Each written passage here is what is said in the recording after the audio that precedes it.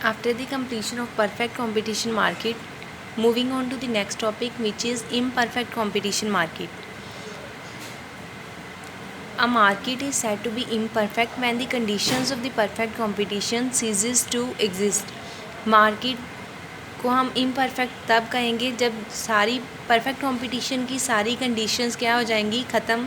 ceases means stops और and कह सकते हैं हम. जब परफेक्ट कंपटीशन की सारी कंडीशंस ख़त्म हो जाए तब इम्परफेक्ट कंपटीशन स्टार्ट होती है. N imperfect competition is characterised bye variation in prices of the commodity. Imperfect competition वो मार्केट है जहाँ पे वेरिएशंस होती हैं कमोडिटीज़ के प्राइसेस में. परफेक्ट में हमने करा जिसमें सेम प्राइसेस होते हैं प्रोडक्ट्स के, होमोजीनियस प्रोडक्ट्स होते हैं, वहाँ पर सेम ही प्राइसेस होते हैं. लेकिन इम्परफेक्ट में वेरिएशन होंगे, प्राइजेस डिफरेंट होंगे कमोडिटीज़ के. Different prices prevail means exist for the same commodity at the same time. Different prices होंगे कमोडिटीज़ के. The products are usually heterogeneous in nature. Products क्या होंगे, डिफरेंट होंगे. एन इम्परफेक्ट में take several forms such as monopoly, monopolistic competition, monopsony and और an oligopoly. Different forms हैं imperfect competition के under. First is monopoly. Monopoly वो market है जहाँ पे एक ही सेलर है and large number of buyers हैं.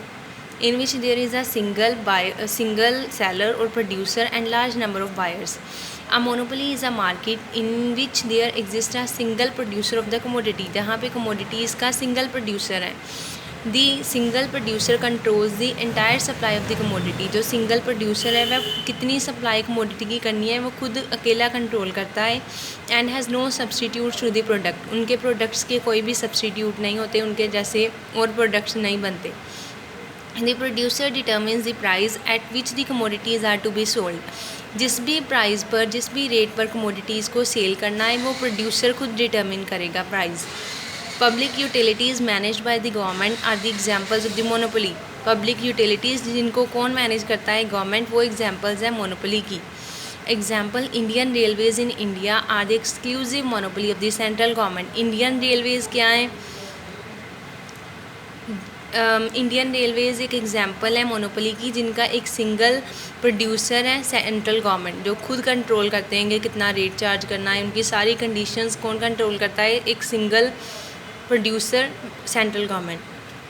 मेन फीचर्स मोनोपोली मार्केट के. फर्स्ट इज़ सिंगल सेलर और producer. There is a one and only producer और seller of the commodity. Monopoly में सिर्फ एक ही सेलर, एक ही प्रोड्यूसर होगा कमोडिटी का.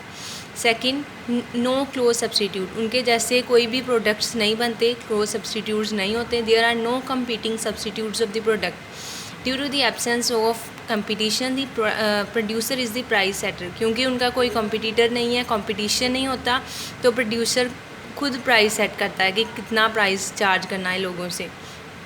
Price is fixed keeping in mind the objective of profit maximisation. Profit price किस बेसिस पर किया जाता है कि उनका मेन मोटिव क्या है, मेन ऑब्जेक्टिव है प्रॉफिट को मैक्सिमाइज़ करना.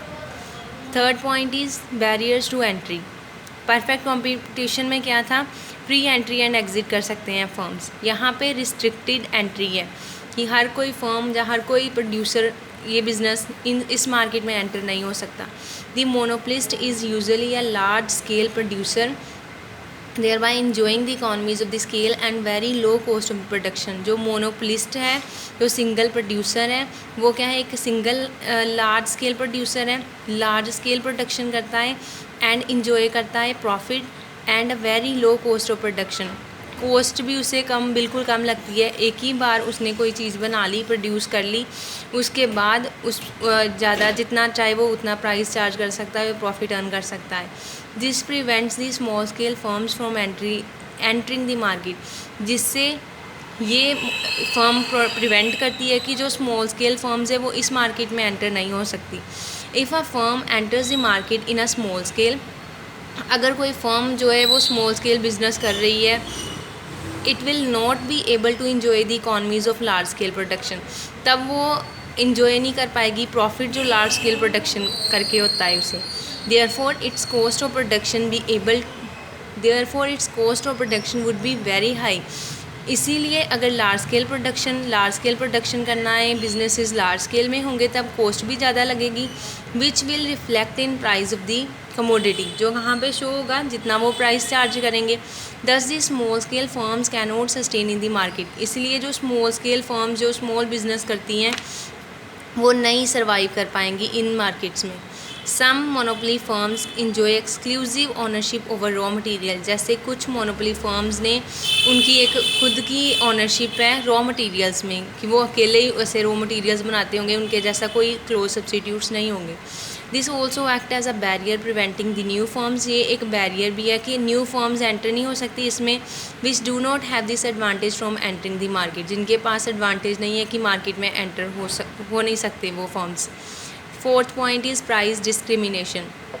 मोनोपोली में जो मोनोपोलिस्ट है, सिंगल सेलर, वो खुद प्राइस डिटर्मिन करता है कि कितना प्राइस चार्ज किया जाए, वो एक सिंगल प्राइस सेटर है, तब वो अपनी मर्जी से जितने चाहे प्राइजेस चार्ज कर सकता है। प्राइस डिस्क्रिमिनेशन होता है इसमें।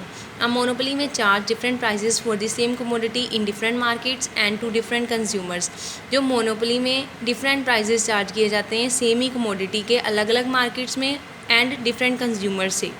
This is called price discrimination, की डिफरेंट प्राइजेस चार्ज करना डिफरेंट कंज्यूमर से, वो क्या है, price discrimination. This is possible specially when the consumers have certain preferences, अगर कंज्यूमर के पास कुछ प्रेफरेंसेस हैं, उन्होंने डिमांड ज़्यादा है किसी प्रोडक्ट की, तब सेलर जितना चाहे उतना प्राइस चार्ज कर सकते हैं। और when they are separated geographically, अगर डिफरेंट रीजन्स में लोग रहते हैं तब भी डिफरेंट प्राइजेस उनसे चार्ज किए जाते हैं।